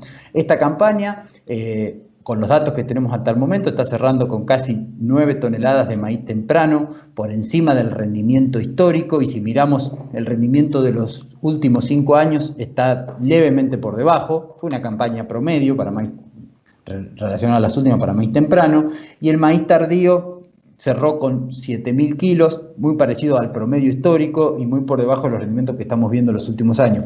Igualmente fue una campaña muy variable para maíz tardío, donde pudimos explorar techos como nunca de por encima de las 12, 13 toneladas que muy bien describió Raúl, ¿no? Tuvimos algunos casos excepcionales. Bien, venimos mejorando los rendimientos de maíz en la región. Una forma que usamos para analizar esto es mirar cómo evolucionan los techos y los pisos. Para eso me voy a centrar en el periodo desde la campaña 2012-2013 hasta la fecha, ya que a partir de ese periodo se estabilizaron las superficies de los dos cultivos, y lo que vamos a mirar es, en cada distribución de rendimientos, un proxy de los techos, como es puede ser el percentil 90, un proxy de los pisos, como es el percentil 10, y un proxy del medio, como sería el percentil 50 o la mediana, ¿no? Y ver cómo evolucionaron esos parámetros en este periodo de 8 campañas. Bien, aquí vemos, mirando la evolución de esos periodos, vemos algo que llamamos mejora de rendimiento o ganancia productiva de rendimiento en porcentaje por año, en función del rendimiento promedio que tiene ese ambiente. En este caso son los núcleos, núcleo norte, sur y oeste, con colores verdes, azul y naranja respectivamente. Los triángulos, como ya dije, son los techos, los círculos son la mediana y los cuadrados son los pisos. En líneas generales vemos que los techos mejoraron, fueron los que menos mejoraron el maíz temprano, siempre están por debajo de los pisos y de la media. Otro patrón que vemos es que núcleos con mayor rendimiento promedio mostraron menores mejoras de rendimiento, ¿no? En porcentajes, esto es algo que se ve en varios análisis que hay en la literatura, ¿no? Ambientes con mayor rendimiento promedio tienden a tener tasas de mejoras en porcentajes relativamente más bajas, pero se destaca y sorprende la performance del núcleo sur en cuanto a los pisos. Ha levantado considerablemente en este periodo de 8 años los pisos de rendimiento, han aumentado un 10% por año, un valor altísimo. Cuando vemos qué pasó con maíz tardío, vemos que las ganancias o las mejoras de rendimiento han sido parecidas entre núcleos, con niveles mucho más bajos que maíz temprano, entre 0 y 1%, pero se destaca el núcleo sur con mejoras en los pisos de rendimiento. Entonces, en resumen, del análisis de ganancia de rendimiento se destacan el núcleo sur con aumentos en los pisos de maíz temprano y el núcleo norte con aumentos en los pisos de maíz tardío. El núcleo oeste, cuando analizamos todo el periodo, mostró importantes ganancias, ¿no? Porque fue la adopción de maíz tardío se notó y se resalta, pero cuando nos miramos el último periodo parece estar estabilizado en cuanto a la ganancia de su principal cultivo, que es el maíz tardío. Bien, miremos un poco cómo influye la historia del lote, y acá en línea con lo que planteaba Raúl de buena información, miremos cómo podemos agregarle valor a la información que tenemos, y para ello este año hemos empezado a trazar lotes. Estamos muy agradecidos principalmente con los asesores que nos han dado una mano enorme, han trabajado ayudándonos a trazar lotes en nuestra base de datos, y eso nos ha llevado a tener ya casi 600 lotes trazados, ¿no? Y tenemos, por ejemplo, tenemos casi 400 lotes con más de 5 campañas trazadas. Aquí pueden ver la distribución de esos lotes, tenemos representada todos los núcleos, toda la región, con lotes en cada una de las zonas. Estos son más o menos de la última campaña, más o menos unas 28.000 hectáreas de soja y unas 21.000 hectáreas de maíz. Casi un 40% de la información que recopilamos de esta campaña la tenemos trazada. Y eso nos permite mirar o arrancar con algunas aproximaciones mirando algunos indicadores, ¿no? Es el primer análisis que hacemos de este tipo, mirando trazabilidad, y aquí les voy a mostrar un par de indicadores que miramos, siempre relacionados con el rendimiento de maíz.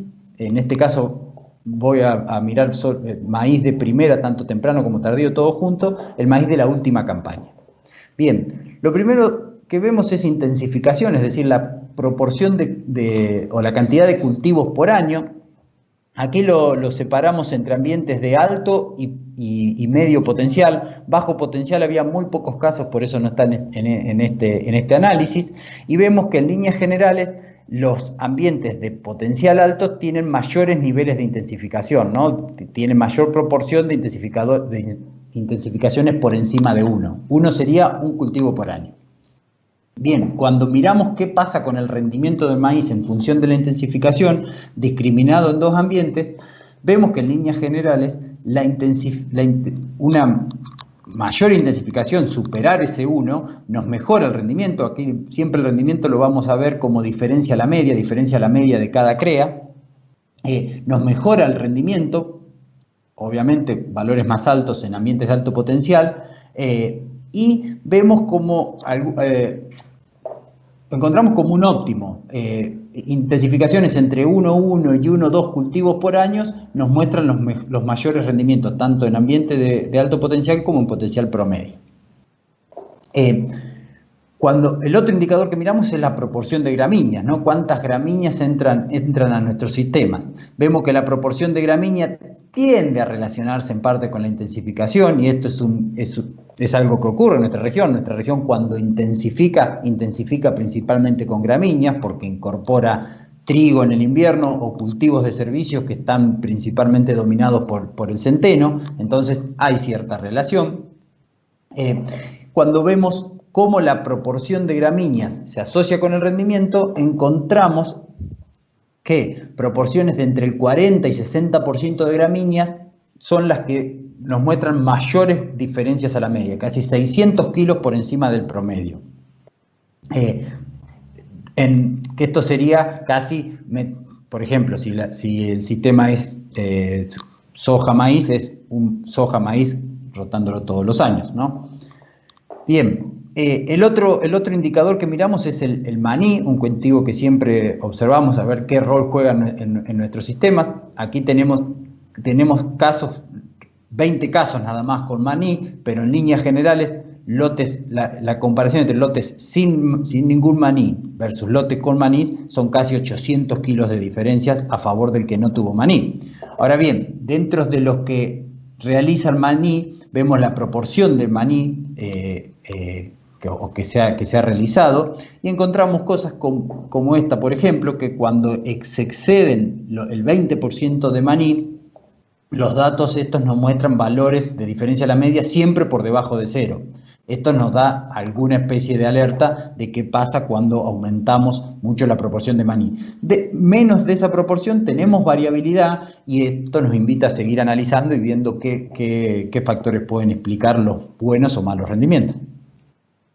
Bien, por último, para mirar esta parte de indicadores, agarramos los rendimientos de todos los lotes trazados y esta distribución de rendimientos, y la podemos analizar mirando el 20% de los casos más bajos, que tenemos una diferencia a la media de 1.500 kilos, de 20 a 50 con 350 kilos por debajo de la media, de 50 a 80 con unos 800 kilos por debajo de la media, este sería el famoso resto que mostraba hoy Raúl, y por encima del 80% con 3.000 kilos por encima de la media. Como pueden ver, tenemos casos bien contrastantes, 4.500 kilos de diferencia. Bueno, para finalizar, ¿qué indicadores qué indicadores asocian a cada una de estas categorías? Y como para empezar a magnificar el peso de la historia, el peso de nuestras decisiones sobre el rendimiento de maíz, aquí tenemos cómo fueron los distintos indicadores relacionados a cada una de las categorías en las que separamos el rendimiento del maíz 19-20. Vemos que intensificación, los mayores rendimientos estuvieron asociados con intensificaciones del orden de 1,1, un poco más altas.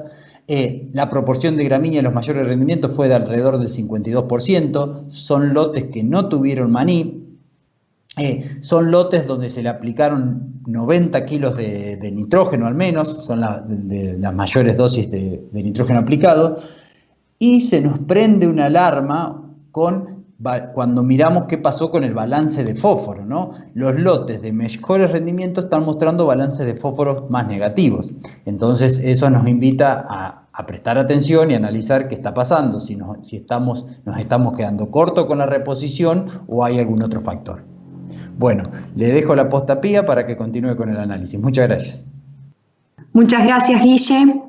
Entonces, todo lo que hemos visto hasta ahora nos permitió tener una mirada sistémica de la agricultura y del manejo del maíz. Ahora bien, en esto de ir migrando a una agricultura más customizada, en donde cada variable de manejo tiene que ser diseñada para un lote, incluso para un ambiente, hace que tengamos que diseñar un traje a medida. Entonces, hemos decidido ir bajando y pensar en algunas variables que tengamos que definir para esta campaña que vamos a empezar a sembrar dentro de un mes, que es la 2021. Y en función de esa variable hemos elegido la disponibilidad hídrica, que nos termina definiendo cuándo y dónde sembrar, la genética, que es sembrar, y la densidad de nitrógeno de cómo sembrar. Hasta ahora, lo que nos comentaron Raúl y Guille, la base de la info es la base de datos que venimos llevando durante años, y es la misma que vamos a utilizar para ver la disponibilidad hídrica. Ahora, en cuanto a genética y densidad y ajustes de densidad de nitrógeno, vamos a compartir los resultados de los ensayos. La región centro tiene la característica de que son los miembros CREAS quienes llevan a cabo los ensayos en sus campos, y se genera muchísima información durante años, así que esa va a ser la fuente de información que vamos a tener para esto. La primera pregunta era disponibilidad hídrica para el cultivo, y ya bien lo marcó Raúl y Guille, de que al estar en una región de clima monzónico, la disponibilidad de agua es crucial para estos cultivos. Y acá podemos ver las distintas estrategias que tenemos de maíz temprano y maíz tardío, y a su vez sin influencia de napa y con influencia de napa para ambos casos. Lo que podemos ver principalmente es que para el maíz tardío la gama de colores que tenemos es menor. Es decir, si uno analiza acá las precipitaciones en el periodo de recarga para ese maíz versus las precipitaciones en el periodo del cultivo, vemos que los distintos rendimientos para estas combinaciones, y tanto con napa como sin napa, el rango de rendimiento es menor. Es decir, que, bien como lo mostró Raúl, el valor de la napa está principalmente en los maíces tempranos. Ahora bien, también vemos en los maíces tempranos los valores más bajos y los valores más altos. Y esto se debe principalmente a que no solo tener napa es una condición a la hora de definir si hacemos temprano o tardío, sino también cómo tenemos el perfil del suelo, en qué condición de humedad lo tenemos, para saber si vamos a poder capturar esa napa con un maíz temprano o no. Si vemos los rangos de precipitaciones en el periodo de recarga para los maíces tempranos, van de menos de 80 milímetros a más de 175, es decir, tenemos una gran variabilidad que hace que en algunos años podamos empezar, y en función del cultivo anterior que hayamos hecho, con la napa, con el perfil completo, o también puede ser con el perfil húmedo. Esto no trata más que representar lo que cada uno va a su lote, pincha y ve cómo se encuentra. Con lo cual lo que vemos es que si en alguna campaña no tenemos una buena recarga y las precipitaciones en el periodo de cultivo son bajas, el hecho de poseer napa o no alcanza para tener ese coeficiente de seguridad que tenemos. Incluso suelen ser valores por debajo a aquellos campos que no tienen napa por algún efecto de problema de salinidad. Con lo cual, el maíz temprano es una excelente herramienta para poder capturar el valor de la napa. Ahora bien, esa decisión tiene que estar acompañada con cómo está el perfil para definirlo.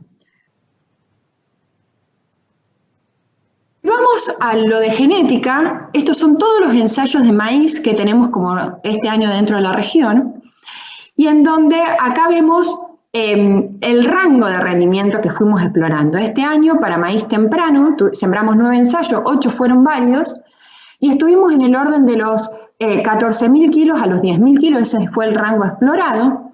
En maíz tardío conseguimos tener 8 válidos y van desde 11.500 kilos a 4.500, fue un rango mucho más grande. Acá tenemos en los maíces tardíos también el núcleo más oeste. Y tuvimos un maíz de segunda, que es en el norte, que el rendimiento fue de 10.200 kilos. ¿Qué es lo que miramos en las redes de ensayos? Si ustedes ven, el valor 100 es el rendimiento promedio. Con lo cual, un valor, por ejemplo, acá del 7%, indica que este material rindió un 7% por encima del promedio. Cuando analizamos y comparamos maíz temprano con maíz tardío, en maíz temprano este año la red tuvo 11.800 kilos y en maíz tardío tuvo 8.200 kilos, siempre empezamos a comparar cuál es el valor de elegir la genética. Y si vemos el valor de elegir la genética, en los maíces tempranos, de punta a punta para este valor, tuvimos una diferencia de un 12,5%. Mientras que en los maíces tardíos, esa diferencia de brecha es de un 17,5%. Hace varias campañas que nos viene pasando esto, en donde elegir la genética tiene mayor peso relativo en los tardíos, seguramente asociados al comportamiento sanitario y la adaptabilidad de cada material. Y lo otro que podemos ver es que los mismos materiales que han participado en temprano y tardío, para nombrar aquellos que han salido bien en algunos u otros, tienen un comportamiento que es diferencial según se encuentre temprano o tardío. Seguramente muchísimos de ustedes ya tienen los materiales ya comprados o les falta definir algunos pocos, pero poder ver estas redes de ensayo y ver el comportamiento y el posicionamiento de cada uno hace que podamos elegir dónde colocarlos. Y otra cosa que generamos como mesa de intercambio agrícola, y que esto se hace año tras año con los materiales que participan muchos años de la red, acá estamos viendo una serie del 2017 al 2020, o sea, hace ya 3 campañas, en donde, si bien podemos tener materiales que tienen un rendimiento índice igual, es decir, estos por ejemplo estarán en el 1,5%, es decir que en el 101,5%, es decir, que rindieron un 1,5% por encima del promedio, vemos que tienen una pendiente diferente. ¿Y eso qué indica? La pendiente indica dónde debemos posicionar estos materiales. Porque, por ejemplo, aquellos materiales que tienen una pendiente 1, están hablando de cultivares estables, es decir, que si el ambiente es para 3.000 kilos, rinden 3.000, si es para 5, rinden 5, si es para 10, rinden 10. A medida que la pendiente es mayor, tal como lo indica este cuadro, son cultivares que se adaptan mejor a buenos ambientes, es decir, es lo más probable que en un ambiente que a medida que aumenta la potencialidad de ese ambiente, ese híbrido va a sobresalir más. Entonces, lo que debemos analizar es muy bien dentro del set de materiales dónde lo posicionamos, si temprano o tardío, poniendo especial foco en los tardíos, y a su vez ver cómo los posicionamos en cuanto a la búsqueda de estabilidad o de explorar potencial. El tercer pilar, y que habló muchísimo Raúl hoy, es el del ajuste de nitrógeno y densidad. Este año, la mesa de intercambio tuvo como línea muy fuerte este tipo de ensayos, que consistió en cruzar franjas de densidad con franjas de fertilización. El principio que tienen estos ensayos de la región es que sean simples, de manera tal de poder capturar mucha cantidad de ensayos y ir armando una base de datos muy grandes. Este año tuvimos 8 ensayos, ahí los ven cómo están posicionados, pusimos barrer toda la zona más de la región, en donde cada miembro CREA y su equipo definía rangos de densidad en función de la densidad que ellos consideraban para ese ambiente y el rango de nitrógeno disponible en función de lo que ellos consideraban.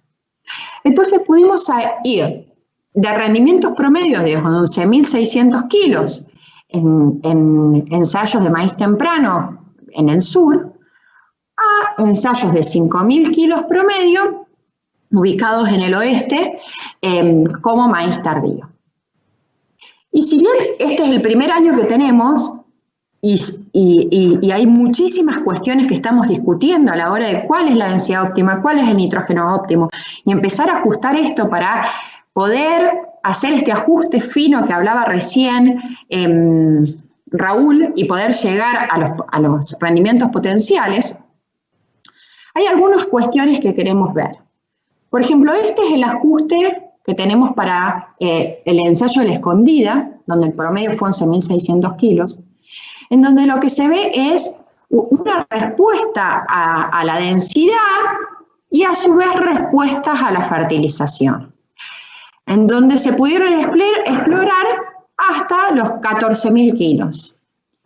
Para el núcleo sur, pero yendo a un maíz de segunda, en donde la potencialidad es menor, ya debido principalmente al cultivo, en donde el promedio fue 6.600 kilos, vemos que la respuesta más grande fue a la fertilización y empezó a haber una respuesta a la densidad en la medida en que tuvo ese N disponible. Si comparamos este ensayo con uno del núcleo norte, en donde estuvo en el orden de los 10.500 kilos, pero fue maíz tardío, y a su vez, dentro de este del núcleo norte, el rango explorado, lo mínimo fue entre 100 y 150 kilos de N y lo máximo llegó a 500 kilos de N, vemos inicialmente una respuesta a la densidad, menor respuesta a esas dosis de fertilización que ya digo eran rangos elevados. Y si comparamos para el mismo núcleo otro campo con un rendimiento de 7.500 kilos, lo que vemos acá también es una respuesta a la densidad inicial y después, pero menor respuesta a la fertilización nitrogenada. Esto es lo que respecta al bloque sur y norte y son las primeras conclusiones que estamos empezando a arribar con este primer año. Ahora bien, miremos el oeste. El oeste, este es un ensayo de los algarrobitos, donde el promedio fue 11.000 kilos, es un ambiente del oeste con mucho potencial, y vemos que acá no hubo casi respuesta a la densidad, y sí hubo algo de respuesta. Pero si comparamos en el mismo campo otro lote, que estaba al lado, pero cuyo antecesor era cultivo de servicio, y era algo de lo que hablaba Raúl, de que los maíces tardíos exploraban distintos antecesores con los cuales los ajustes eran distintos, vemos que aquí no hubo tanta respuesta a la densidad, pero sí hubo una gran respuesta a lo que es fertilización nitrogenada, posiblemente asociado a lo que es el cultivo antecesor. Si lo comparamos con otro ensayo que también tuvo una gramínea como antecesor, en este caso maíz, y que rindió en el orden de los 5.000 kilos promedio, vemos que no hubo respuesta a la densidad, pero sí que hubo una respuesta en cuanto a los niveles de fertilización. Lo mismo nos sucede en los dos ensayos en donde tenemos antecesores gramíneas.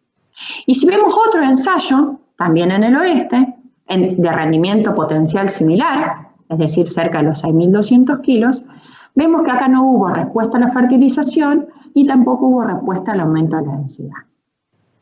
Ahora bien, con todo esto decimos, entonces, ¿cómo definimos una dosis óptima? Vemos que cada situación es particular, cada ambiente es particular, y dentro del mismo campo, en función del antecesor y la dinámica de cada lote, también es distinta. Entonces, usando estos supuestos, dijimos, ¿cuáles serían las dosis óptimas? ¿Cuáles hubieran sido las dosis óptimas de densidad y de nitrógeno para cada uno de estos ensayos para esta campaña en particular y con estas relaciones de precio? Entonces acá vemos que para el núcleo oeste, principalmente las densidades estuvieron en el orden de 30.000 plantas por hectáreas y otras de 50.000 plantas. Y esto nos marca de la potencialidad que tienen algunos ambientes de con 50.000 plantas poder llegar a los 11.000 kilos, y en otros casos de menor potencialidad, como digamos parecería que para el oeste, y esto de lo que hablaba Raúl, de que las densidades, el rango de densidades no se ve tanta respuesta en lo que es en el oeste y para maíz tardío, pareciera que la estrategia de mantener densidades bajas para el oeste es una estrategia que permite lograr los rendimientos, explorar los rendimientos potenciales de esas zonas e incluso no se cedería tanto techo. Mientras que cuando nos vamos al núcleo norte y al núcleo sur, lo que vemos es esto de las densidades. Raúl nos hablaba en el orden de las 80.000 plantas para lograr los 10.000 kilos, y lo que estamos viendo es que los niveles de densidades que estamos usando para el norte y el sur, si usáramos estas relaciones de precio,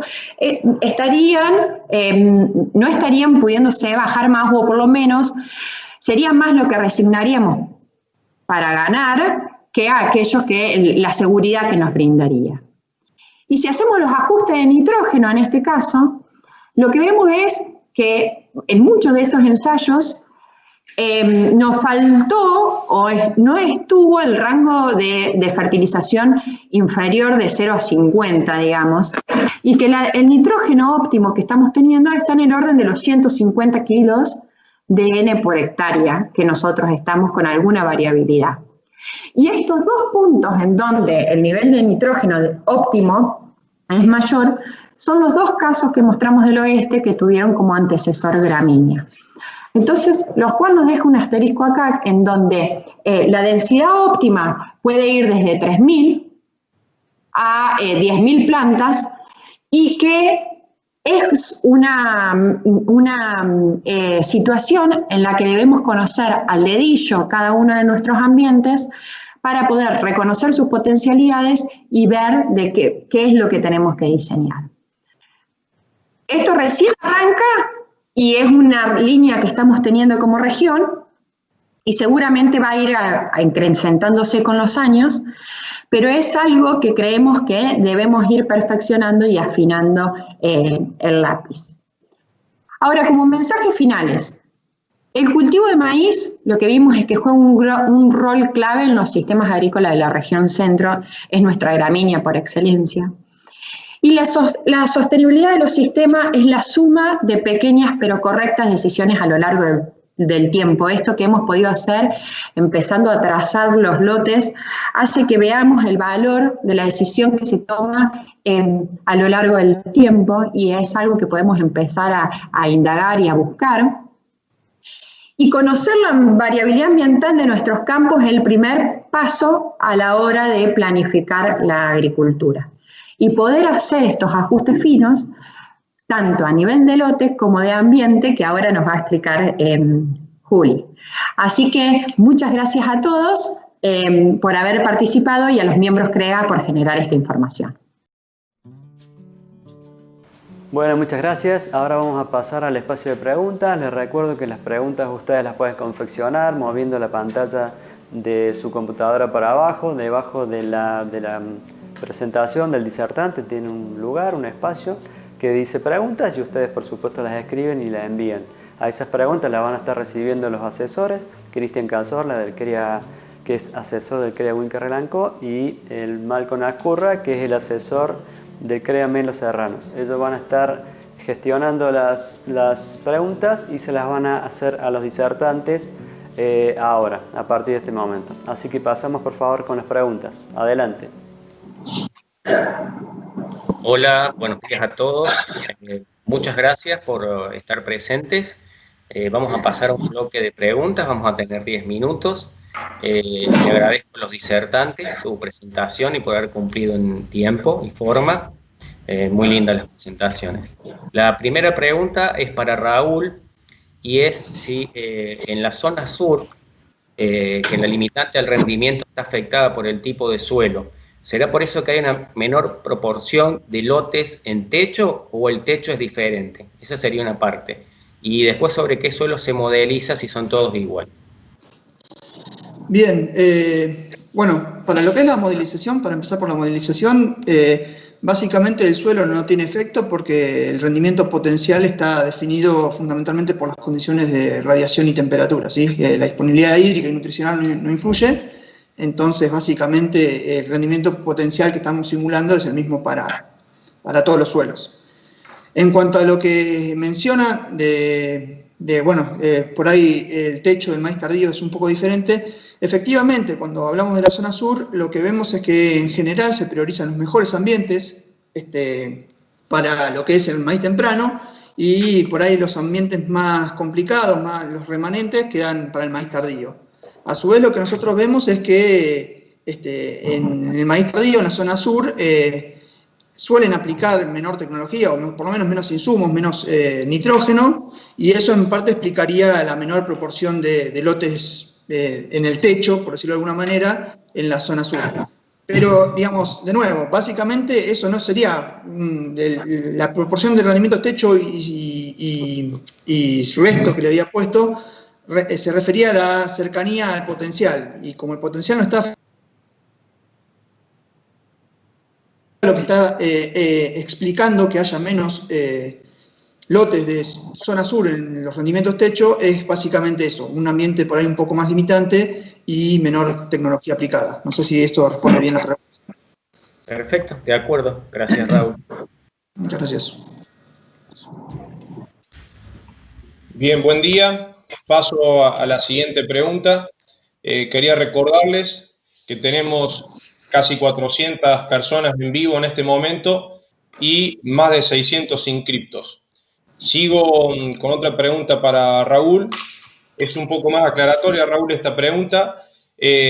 La cuestión es cómo impacta algunas variables para aumentar la intercepción de la radiación, ya sea en cuanto a achicamiento de distancia entre hileras, pasar de 70 a 52 o a 40, con la dosis de nitrógeno, con la densidad, y también, por último, con acercándonos hacia una fecha de siembra alrededor del mes de noviembre, teniendo en cuenta también que es un poco de riesgo para la zona oeste por el ataque de mal de Río Cuarto.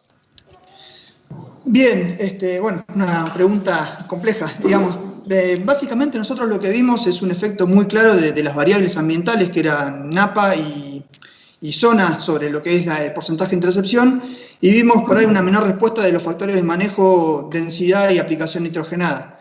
Esto no quiere decir que, digamos, el nitrógeno o la densidad no influyan sobre la eficiencia de intercepción de los cultivos, sino básicamente que el factor ambiental pesa mucho más. Es decir, que si uno siembra con más plantas o aplica más nitrógeno, está haciendo las cosas necesarias para maximizar la eficiencia de intercepción, pero si el ambiente no acompaña, y recordemos que estamos analizando una base de datos con 13 campañas diferentes, con lluvia diferente y distintas condiciones de napa, y 400 lotes georreferenciados distribuidos por toda la región, bueno, básicamente la variabilidad ambiental se come mucho de lo que explica lo que es la diferencia en capacidad de intercepción, y las variables de manejo en esa variabilidad quedan un poco desdibujadas.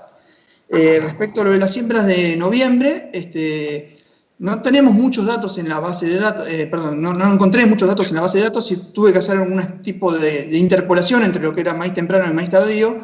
Entonces, las cuestiones más finas de lo que son las fechas de siembra de noviembre, por ahí de repente no tengo una respuesta muy clara. No sé si de repente los potenciales están más cerca de los de temprano o los de tardío, y por ende, digamos, no sé, si vieron la figura donde estaban todos los casos, van a ver que hay poquitos puntos que no exploran el potencial máximo que se podría alcanzar en esas regiones. Es una incógnita que por ahí, digamos, habría que seguir explorando con más ensayos por ahí en estas fechas de siembra que no están tan exploradas en la base de datos. ¿Y que me quedó algo más? No me acuerdo. Creo que no. Pero... Está bien, Raúl. Si te parece, pasamos a la siguiente pregunta. Cristian. Bueno, sigo con vos, Raúl. La pregunta que sigue es, al no variar el NDVI significativamente en enero-febrero, con diferentes dosis de N, ¿ves complicado lograr hacer estimaciones de necesidad de nitrógeno partiendo del NDVI en B6, B8? Bien, no, sinceramente no lo sé. Tendríamos que tener mediciones o experimentos que miren eso. Digamos, me parece que hay por ahí de repente índices más orientados a ubicar el contenido de clorofila de los cultivos que indican, bueno, qué tan rico en nitrógeno es un cultivo, y digamos, a la hora de B6, B7 uno puede darse una idea de qué cobertura tiene con el NDVI, pero por ahí para cuestiones de necesidad de nitrógeno uno debería saber además qué tan rico en nitrógeno es esa cobertura, digamos, o sea, qué tanta cantidad de nitrógeno tiene la cobertura para de alguna manera que las diferencias en el rendimiento lograble no sean solamente por eficiencia de intercepción, que de repente por ahí se alcanzan, pero también en la eficiencia en el uso de la radiación, que sí dependen de la cantidad de clorofila. Hay índices que no son el NDVI, que incluyen la banda del verde, por ejemplo, que pueden ayudar a responder estas cosas. En principio, mi respuesta es no lo sé, pero pensaría que sí, un buen diagnóstico en B6, B7 debería servir para orientar las decisiones de fertilización. Gracias, Raúl. Malcolm. Bien, sigo con otra pregunta. Gracias, Cristian. Esta pregunta va dirigida para Guille. En la comparación con o sin maní, ¿se diferenció el maíz temprano de tardío? La pregunta sería si pasa lo mismo en el antecesor es maní con el maíz tardío. Bien, aclaro una cosa de ese análisis. Ahí cuando decimos con o sin maní, no es solo el antecesor inmediato, es el maní que hubo en la historia trazada. Por lo general, el maíz que se realiza sobre maní es maíz tardío, pero en este caso, en este análisis, teníamos pocos datos y usamos todo maíz de primera, tanto temprano como tardío en 2019 y la historia que hubo de maní. No es antecesor inmediato, sino ahí hubiesen sido todos casos de maíz tardío. Espero que quede claro. Perfecto, Guille. Gracias por la respuesta. Cristian, te paso la posta a la siguiente pregunta. Bueno, perfecto. Esta pregunta va para Pía. Gracias, aprovecho para agradecer a la audiencia por todas las preguntas que están haciendo. No vamos a poder responder todo, estamos haciendo un esfuerzo de síntesis, así que disculpa lo que no podamos responder. Pía, esta pregunta es para vos. Con las condiciones de humedad promedio actual y la perspectiva climática, ¿es lógico pensar en una estrategia defensiva en maíz, bajando densidad de semilla y dosis de nitrógeno, o todavía no?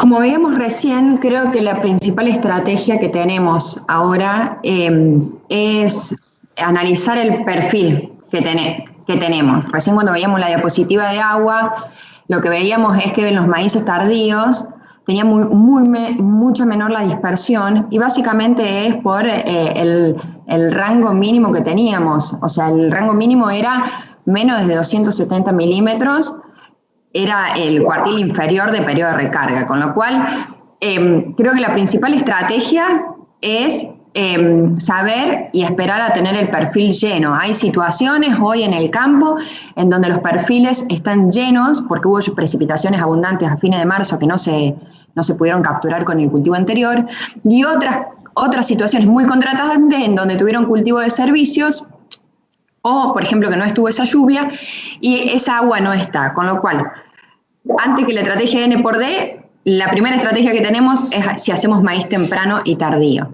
Y con respecto a N por D, lo que nos están mostrando estos primeros ensayos es que la estrategia de bajar densidad en todo lo que sea el oeste estaría siendo una estrategia más bien defensiva, pero en el caso de todo lo que es zona norte y sur, la estrategia de bajar mucho más densidad nos estaría costando una penalidad de poder tomar determinados rendimientos potenciales.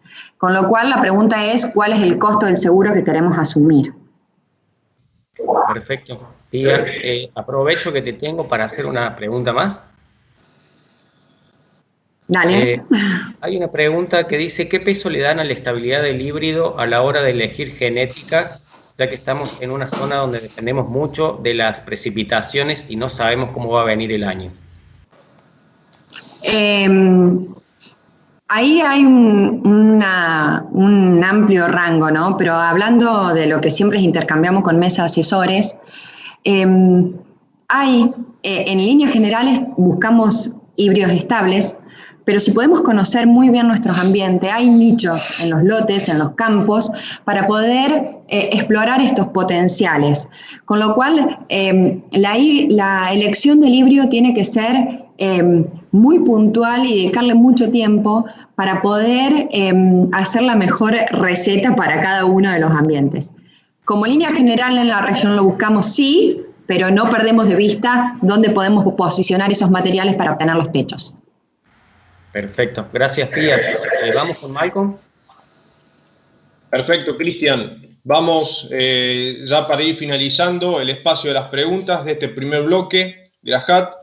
Vamos con la última pregunta. La pregunta la dejo abierta para cualquiera de los 3 disertantes que quiera responderla y dice lo siguiente.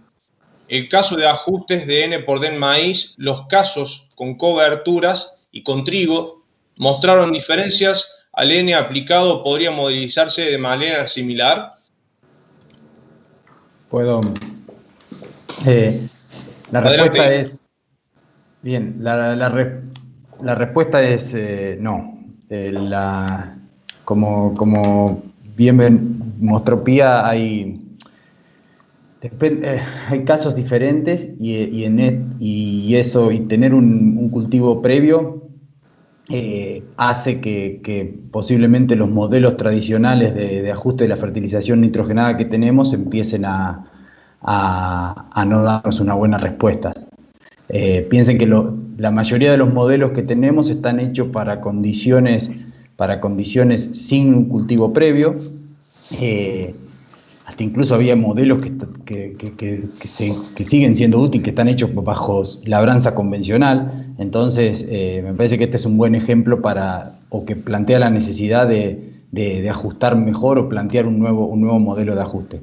Cuando hay un cultivo, en líneas generales, un cultivo previo, muy cercano, en la misma campaña, y más si es una gramínea, requiere un mayor ajuste de nitrógeno. Eso es algo que se está trabajando bastante o que se está discutiendo bastante, y como decíamos en un momento, nuestra región usa mucho trigo y centeno y está empezando a meterse la vicia y puede ser un aliado en ese aspecto, pero la respuesta clara es no podemos usar el mismo modelo. Perfecto, Guille. No sé, Pía, Raúl, si quieren agregar algo más. Con respecto a esto. Dale, Raúl. No, por favor. Para agregar algo más a lo que dice Guille en cuanto a los modelos, lo que estamos viendo es, dentro de la red de cultivo de servicio que tiene la región centro, es que muchas veces los maíces sobre cultivos de servicio rinden menos que en cuestiones de barbecho. Y que cuando medimos agua, el agua que han tenido al momento de la siembra es exactamente la misma, pero la diferencia está en que se fertilizan con el mismo ajuste de N. Entonces estamos atribuyendo esa reducción de rendimiento a no hacer los ajustes correspondientes para un barbecho o un antecesor cultivo de servicio gramínea. Así que bueno, es algo en lo que venimos trabajando y son los primeros resultados que estamos viendo. Gracias, Pía. Raúl, ¿algo más? No, simplemente que me había quedado dando vueltas en la cabeza, me habían preguntado algo del distanciamiento entre hileras y bueno, básicamente decir que no lo exploré a fondo eso, pero algo puedo decir, digamos, es que nosotros estamos viendo por ahí de repente, cuando analizamos el efecto de la napa o de la fertilización y la densidad, lo que veíamos es que las diferencias de cobertura, bueno, se expresaban fundamentalmente en el maíz temprano.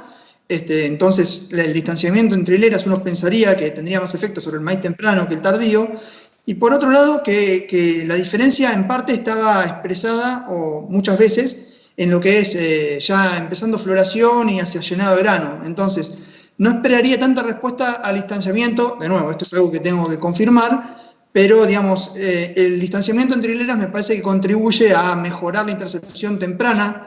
Y bueno, hasta ahora lo que yo estaba analizando es la capacidad de interceptar radiación en la etapa reproductiva.